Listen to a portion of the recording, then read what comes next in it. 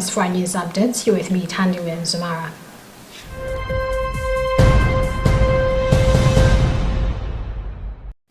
Pope Francis asked for forgiveness for the harm done to indigenous Canadians by Catholics in a Wednesday address before top government officials and representatives of the indigenous peoples in Canada. Citing the Catholic Church's role in running many of the country's government-sponsored residential schools for indigenous children, the aid saw many Christians to the indigenous people. These residential schools, in place until the late 1990s, worked to stamp out aspects of native culture, language, and religious practice, and former students have described mistreatment and even abuse at the schools. For speedy investigations into the alleged abduction of human rights advocate Sylvester Namiwa. Through a statement signed by Presidential Press Secretary Anthony Gasunda, President Chabara has said he is disturbed with the alleged kidnapping of Namiwa, saying it is against one of his leadership principles under the Super High Five, which society in which every citizen enjoys their rights as enshrined in the Constitution of the Republic of Malawi.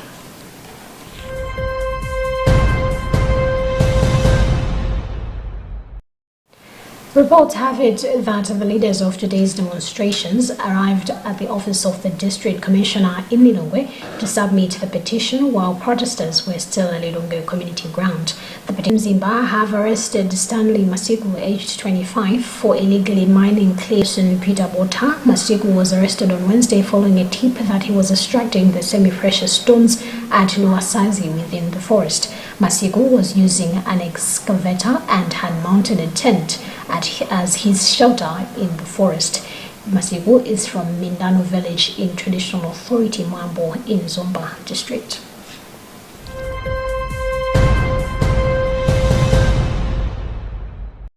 And in international news, new UN AIDS data shows that one person died every minute from an AIDS-related illness in 2021. The report, titled In Danger, which was released at this year's Global UN AIDS Conference in Montreal, Canada, also estimates that every 2 minutes in 2021, an adolescent girl or young woman was newly infected with HIV. Globally, women and girls accounted for 49% of all new infections in 2021.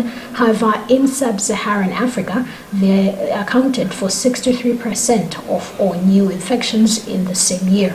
According to the data, at least 1.5 million people were newly infected with HIV last year.